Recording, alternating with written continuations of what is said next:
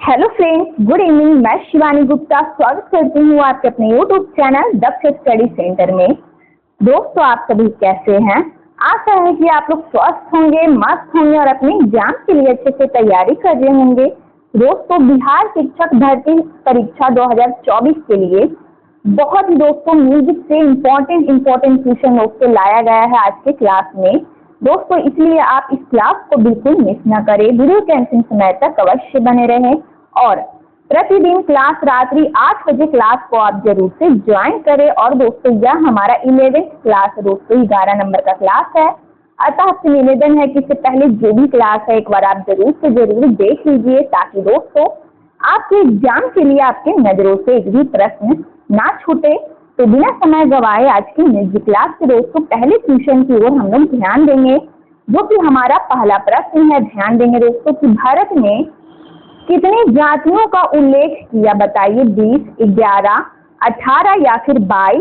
तो इनमें से इस प्रश्न का हमारा सही आंसर क्या होगा कि भारत ने कितनी जातियों का उल्लेख किया। तो दोस्तों इनमें से इस प्रश्न का हमारा सही आंसर है सी ऑप्शन, 18 जातियों का उल्लेख किया। हमारा दोस्तों सी ऑप्शन इस प्रश्न का आंसर है।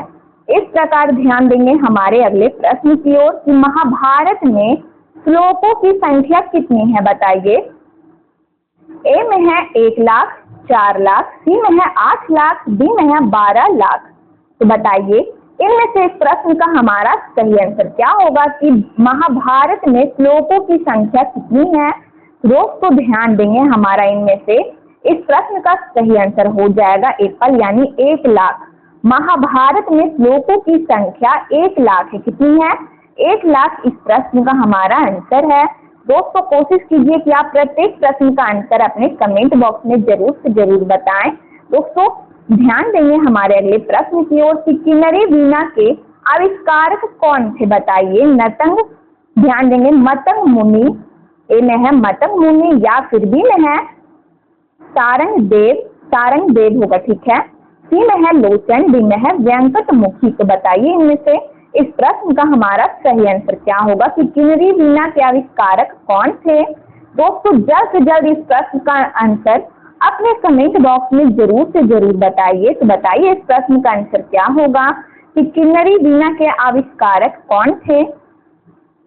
मतंग मुनि, सारंग देव, लोचन या फिर डी में है व्यंकटमुखी। तो इनमें से इस प्रश्न का हमारा सही आंसर हो जाएगा मतंग मुनि।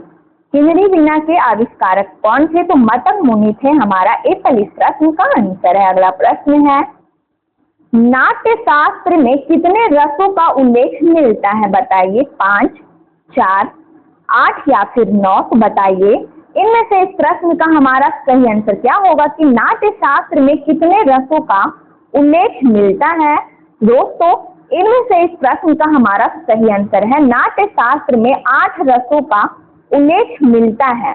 हमारा सी ऑप्शन इस प्रश्न का आंसर है। अगला प्रश्न है कि मतंग मुनि कौन सा वीणा बजाते थे, बताइए। किन्नरी वीणा, महती वीणा, सी में है चित्रा वीणा, डी में है ध्यान देंगे विपंची वीणा। तो बताइए इनमें से इस प्रश्न का हमारा सही आंसर क्या होगा। दोस्तों इनमें से इस प्रश्न का हमारा सही आंसर हो जाएगा कि मतंग मुनि कौन सा वीणा बजाते थे। तो दोस्तों चित्रा वीणा बजाते थे। कौन सी वीणा? तो चित्रा वीणा बजाते थे। हमारा सी ऑप्शन इस प्रश्न का आंसर है। अगला प्रश्न है कि भरत शास्त्रम ग्रंथ के लेखक कौन है, बताइए। भरत शास्त्रम ग्रंथ के लेखक कौन है इनमें से। ए में है ध्यान देंगे तुल्येंद्र, बी में है कुंभकर्ण, सी में है रघुनाथ, डी में है ध्यान देंगे पार्श्वदेव। तो बताइए इनमें से इस प्रश्न का हमारा सही आंसर क्या होगा। तो दोस्तों ध्यान देंगे इनमें से इस प्रश्न का हमारा सही आंसर क्या है, बताइए अपने कमेंट बॉक्स में। कोशिश कीजिए दोस्तों कि आप प्रत्येक प्रश्न का आंसर कमेंट बॉक्स में जरूर से जरूर बताएं। दोस्तों सी ऑप्शन बिल्कुल सही आंसर है कि भरत शास्त्रम ग्रंथ के लेखक रघुनाथ है। सी ऑप्शन हमारा आंसर है। अगला प्रश्न है, गीतालंकार ग्रंथ के रचयिता कौन थे, बताइए। कोहल, टीपू, भूपाल या फिर ध्यान देंगे सी में है अनंत नारायण, डी में है गणेश देव। को बताइए गीतालंकार ग्रंथ के रचयिता इनमें से कौन थे, बताइए दोस्तों। तो इनमें से इस प्रश्न का हमारा सही आंसर हो जाएगा, ध्यान देंगे एप्पल। कोहर्ट है हमारा एप्पल इस प्रश्न का आंसर है। अगला प्रश्न है, ध्यान देंगे कि संगीत रत्नाकर में कितने रागों की चर्चा है, बताइए। संगीत रत्नाकर में ध्यान देंगे कितने रागों की चर्चा है, 108, 233, 262 या फिर 246। तो बताइए दोस्तों कितने रागों की चर्चा है, कितने रागों की चर्चा है। तो दोस्तों इनमें से इस प्रश्न का हमारा सही आंसर हो जाएगा, ध्यान देंगे डी ऑप्शन, 246 रागों की चर्चा है। अगला प्रश्न है, नाट्य शास्त्र की रचना किस शताब्दी में हुई, बताइए। दूसरी शताब्दी में, तीसरी शताब्दी में, चौथी शताब्दी या फिर डी में है 5वीं शताब्दी। तो इनमें से इस प्रश्न का हमारा सही आंसर हो जाएगा, ध्यान देंगे दोस्तों सी ऑप्शन, कि नाट्य शास्त्र की रचना किस शताब्दी में हुई। तो दोस्तों नाट्य शास्त्र की रचना 4वीं शताब्दी में हुई थी। अगला प्रश्न है, गीत गोविंद ग्रंथ में गीत किस शैली में है, बताइए। टप्पा गायन शैली में, ख्याल गायन शैली में, प्रबंधन गायन शैली में, डी है ठुमरी गायन शैली में। तो इनमें से इस प्रश्न का हमारा सही आंसर क्या होगा, बताइए। तो दोस्तों गीत गोविंद ग्रंथ में गीत किस शैली में है। तो इनमें से इस प्रश्न का हमारा सही आंसर है, गीत गोविंद ग्रंथ में गीत प्रबंधन गायन शैली में है, हमारा सी ऑप्शन इस प्रश्न का आंसर है। अगला प्रश्न है, नाट्य शास्त्र में किस अध्याय में तालों का वर्णन किया गया है, बताइए। 39, 30, 31 या फिर 32। तो बताइए इनमें से इस प्रश्न का हमारा सही आंसर क्या होगा, कि नाट्य शास्त्र में किस अध्याय में तालों का वर्णन किया गया है, बताइए। 39 अध्याय में, 30 या फिर 31 अध्याय में या फिर 32 अध्याय में। तो बताइए किस अध्याय में तालों का वर्णन किया गया है। तो दोस्तों ध्यान देंगे इनमें से इस प्रश्न का हमारा सही आंसर क्या होगा, बताइए। तो दोस्तों सी ऑप्शन बिल्कुल सही आंसर है, 31 अध्याय में दोस्तों तालों का वर्णन किया गया है, हमारा सी ऑप्शन इस प्रश्न का आंसर है, कि नाट्य शास्त्र में 31 अध्याय में दोस्तों तालों का वर्णन किया गया है। अगला प्रश्न है, पंडित भारत खंडे द्वारा आरंभ की गई मासिक पत्रिका कौन सी थी, बताइए। छायानट है ए में, ठीक है। बी में है अभिनव रागमंजरी, सी में है भरत वार्तिकम या फिर दोस्तों डी में है संगीत। तो बताइए पंडित भारत खंडे द्वारा आरंभ की गई मासिक पत्रिका इनमें से कौन सी थी। दोस्तों इनमें से इस प्रश्न का हमारा सही आंसर क्या होगा, बताइए अपने कमेंट बॉक्स में। दोस्तों ध्यान देंगे बी ऑप्शन, यदि आप इस प्रश्न का दोस्तों आंसर चूज किए हैं कि पंडित भारत खंडे द्वारा आरंभ की गई मासिक पत्रिका अभिनव राग मंजरी है, तो दोस्तों आपका आंसर बिल्कुल सही है, बी ऑप्शन इस प्रश्न का आंसर है। अगला प्रश्न है, नाट्य शास्त्र के किस अध्याय में तत्ववादों से संबंधित चर्चा मिलती है, बताइए। संबंधित चर्चा मिलती है 31, 30, 29 या फिर 28। बताइए नाट्य शास्त्र के किस अध्याय में दोस्तों तत्ववादों से संबंधित चर्चा मिलती है। तो बताइए किस अध्याय में। दोस्तों इनमें से इस प्रश्न का हमारा सही आंसर हो जाएगा कि नाट्य शास्त्र के 29 अध्याय में तत्ववादों से संबंधित चर्चा मिलती है, हमारा सी ऑप्शन इस प्रश्न का आंसर है। अगला प्रश्न है, पुराणों की संख्या कितनी मानी गई है, बताइए। बहुत ही इंपॉर्टेंट क्वेश्चन है दोस्तों कि पुराणों की संख्या कितनी मानी गई है, बताइए। ए में है 10, 14, सी में है 18, डी में है 20। दोस्तों जरूर से जरूर इस प्रश्न का आंसर आप अपने कमेंट बॉक्स में दोस्तों बताने की कोशिश कीजिए। तो दोस्तों इनमें से इस प्रश्न का हमारा सही आंसर क्या होगा, बताइए अपने कमेंट बॉक्स में। दोस्तों बहुत ही इंपॉर्टेंट क्वेश्चन है कि पुराणों की संख्या कितनी मानी गई है। दोस्तों इनमें से इस प्रश्न का हमारा सही आंसर है पुराणों की संख्या 18 मानी गई है, हमारा सी ऑप्शन इस प्रश्न का आंसर है। अगला प्रश्न है, नाट्य शास्त्र में धुरवा, ध्यान देंगे धुरवा गीत का उल्लेख किस अध्याय में किया गया है, बताइए। 32, 28, 29 या फिर 31 अध्याय में। तो बताइए इनमें से इस प्रश्न का हमारा सही आंसर क्या होगा कि नाट्य शास्त्र में धुरवा गीत का उल्लेख किस अध्याय में किया गया है। तो दोस्तों ध्यान देंगे 32 अध्याय में किया गया है, हमारा ए ऑप्शन इस प्रश्न का आंसर है। अगला प्रश्न है, स्वर मेल कला निधि में कुल कितने अध्याय हैं, बताइए। 7, 5, 12 या फिर 8। तो इनमें से इस प्रश्न का हमारा सही आंसर क्या होगा बताइए। तो दोस्तों ध्यान देंगे बी ऑप्शन स्वरमेल कला निधि में 5 कितने अध्याय है। तो दोस्तों 5 अध्याय हैं। हमारा बी ऑप्शन इस प्रश्न का आंसर है। अगला प्रश्न है नाट्य शास्त्र पर टीका किस ग्रंथकार ने लिखी बताइए। दतिल कल्लीनाथ ने लिखी है या फिर ध्यान देंगे मुकुंद लाट ने या फिर दोस्तों मतंग। तो बताइए इनमें से इस प्रश्न का हमारा सही आंसर क्या होगा। तो दोस्तों ध्यान देंगे नाट्य शास्त्र पर टीका दोस्तों कल्लीनाथ ग्रंथकार ने लिखी है। हमारा बी ऑप्शन इस प्रश्न का आंसर है। अगला प्रश्न है निर्गीतों का वर्णन किस ग्रंथ में मिलता है बताइए। संगीत मकरकंद ग्रंथ में या फिर ध्यान देंगे राग कल्प द्रुम ग्रंथ में या फिर दोस्तों ध्यान देंगे हमारा सी में है मानसोल्लास ग्रंथ में या फिर डी में है आनंद संजीवन ग्रंथ में। तो बताइए किस ग्रंथ में मिलता है। तो दोस्तों निर्गीतों का वर्णन ध्यान देंगे निर्गीतों का वर्णन मानसोल्लास में मिलता है। निर्गीतों का वर्णन किस ग्रंथ में मिलता है। तो निर्गीतों का वर्णन दोस्तों मानसोल्लास में मिलता है। हमारा सी ऑप्शन इस प्रश्न का आंसर है। अगला प्रश्न है ध्यान देंगे कि दतिलम ग्रंथ में श्लोकों की संख्या कितनी है बताइए। 344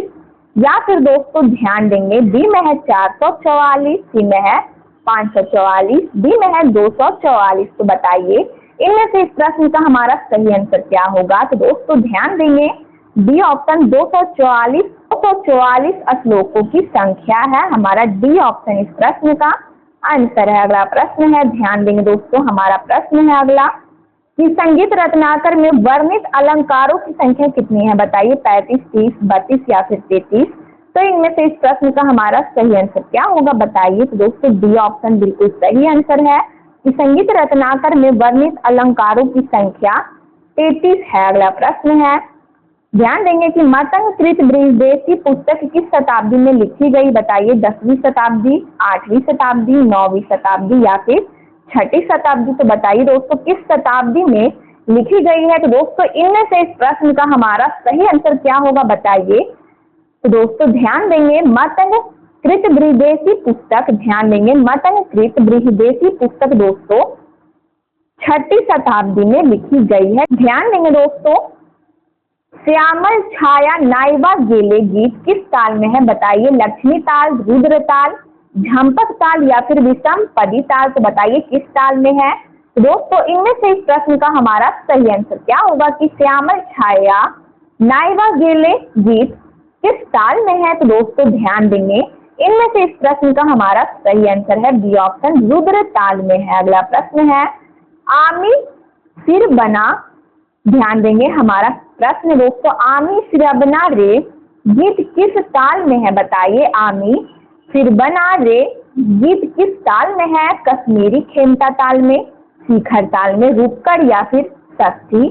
तो इनमें से इस प्रश्न का हमारा सही आंसर क्या होगा बताइए। दोस्तों इनमें से इस प्रश्न का हमारा सही आंसर है षष्ठी ताल में है। इनमें से इस प्रश्न का हमारा सही आंसर है षष्ठी ताल में है। हमारा डी ऑप्शन इस प्रश्न का आंसर है। अगला प्रश्न है आजी बहीदे बसंत पवन गीत किस ताल में है बताइए। तेवरा ताल में, रूपक, दादरा ताल में या फिर कहरवा ताल में। तो बताइए इनमें से इस प्रश्न का हमारा सही आंसर क्या होगा। तो दोस्तों ध्यान देंगे एप्पल इस प्रश्न का आंसर है तेवरा ताल में है। हमारा ध्यान देंगे तीव्रा होगा, ठीक है, तीव्रा ताल में है। हमारा एप्पल इस प्रश्न का आंसर है। अगला प्रश्न है ध्यान देंगे दोस्तों कि हे मन तारे देख, हे मन तारे देख गीत किस ताल में है बताइए। सवारी ताल, रूपक या फिर सट पिता पुत्रक या फिर त्रिपुट। तो बताइए किस ताल में है। तो दोस्तों इनमें से इस प्रश्न का हमारा सही आंसर है रूपक ताल में है। अगला प्रश्न है 2/2/2 विभाग किस ताल के हैं बताइए। यत ताल के विभाग हैं, षष्ठी, अठ ताल के या फिर रूपक ताल के। तो दोस्तों इनमें से इस प्रश्न का हमारा सही आंसर हो जाएगा यत ताल के हैं। अगला प्रश्न है केन जागेना जागेना अवध परान गीत किस ताल में है बताइए। केन जागेना जागेना किस, ध्यान देंगे दोस्तों, अवध परान गीत किस ताल में है। अठ ताल में, मध्य ताल में, इक ताल में या फिर यत ताल में। दोस्तों इनमें से इस प्रश्न का हमारा सही आंसर क्या होगा बताइए। दोस्तों ध्यान देंगे इनमें से इस प्रश्न का हमारा सही आंसर है डी ऑप्शन की कें जागेना जागेना अवस्परान दोस्तों गीत है जो ध्यान देंगे यश ताल में है। डी ऑप्शन इस प्रश्न का आंसर है। अगला प्रश्न है हे सखा मम हृदय रहो, हे सखा मम हृदय रहो गीत किस ताल में बंधा है बताइए। एक ताल में, तीन ताल में, द्विछंदी ताल में या फिर डी में है झूमरा। दोस्तों इनमें से इस प्रश्न का हमारा सही आंसर हो जाएगा एक ताल में बंधा है। हमारा एप्पल इस प्रश्न का आंसर है। ध्यान देंगे दोस्तों और प्रत्येक प्रश्न का आंसर आप अपने कमेंट बॉक्स में बताते रहें। तो हमारा प्रश्न है सबे आनंद करो गीत का ताल कौन सा है बताइए। रूपकड़, रूपकड़ है या फिर दोस्तों रूपक ताल है, ठीक है। बी में है आड़ा चार ताल, सी में है दादरा ताल, डी में है तीन ताल। तो बताइए इनमें से इस प्रश्न का हमारा सही आंसर क्या होगा कि सबे आनंद करो गीत का ताल कौन सा है। तो दोस्तों ध्यान देंगे यह गीत का ताल है आड़ा चार ताल। बी ऑप्शन इस प्रश्न का हमारा आंसर है। अगला प्रश्न है धीमा त्रिताल की लय कैसी होती है बताइए। धीमा त्रिताल की लय कैसी होती है। अतिहुत, हुत होती है, बी में है हुत होती है या फिर सी में है विलंबित, डी में है मध्य। तो इनमें से इस प्रश्न का हमारा सही आंसर हो जाएगा दोस्तों विलंबित होती है। अगला प्रश्न है मध्ययाहन, ध्यान देंगे मध्ययान ताल की कितनी मात्राएं होती है बताइए। मध्ययान ताल की कितनी मात्राएं होती है 16, 5, 11 या फिर 10। दोस्तों जल्द से जल्द प्रत्येक प्रश्न का आंसर अपने कमेंट बॉक्स में कमेंट कीजिए। तो बताइए इस प्रश्न का हमारा आंसर क्या होगा कि मध्ययान ताल की कितनी मात्राएं होती है, कितनी मात्राएं होती है। तो दोस्तों ध्यान देंगे 16 मात्राएं होती है।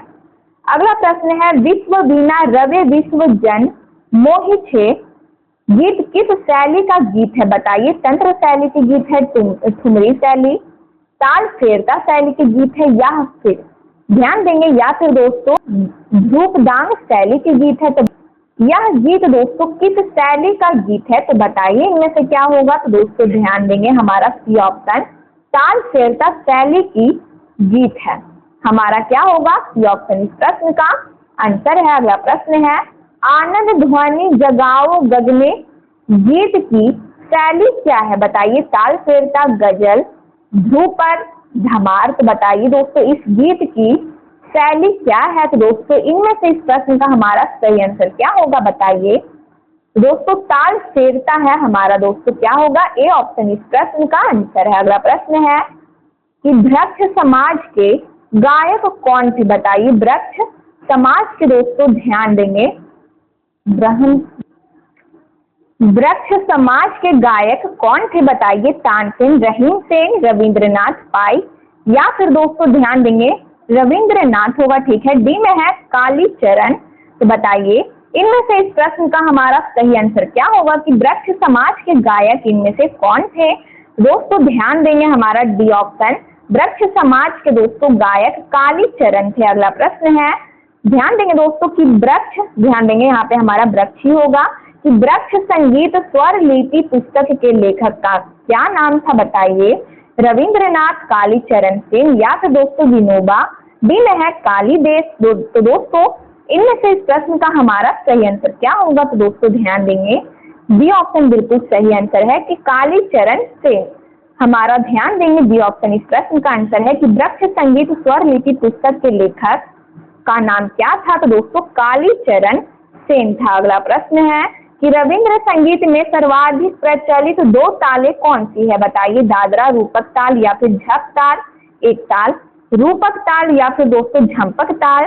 सी में है हमारा रूपक ताल और झंपक ताल। डी में है दादरा ताल और दोस्तों कहरवा ताल। तो बताइए इनमें से इस प्रश्न का हमारा सही आंसर क्या होगा। तो दोस्तों ध्यान देंगे इनमें से इस प्रश्न का हमारा सही आंसर है कि रविंद्र संगीत में सर्वाधिक प्रचलित दो ताले दोस्तों ध्यान देंगे रूपक ताल और झंपक ताल है।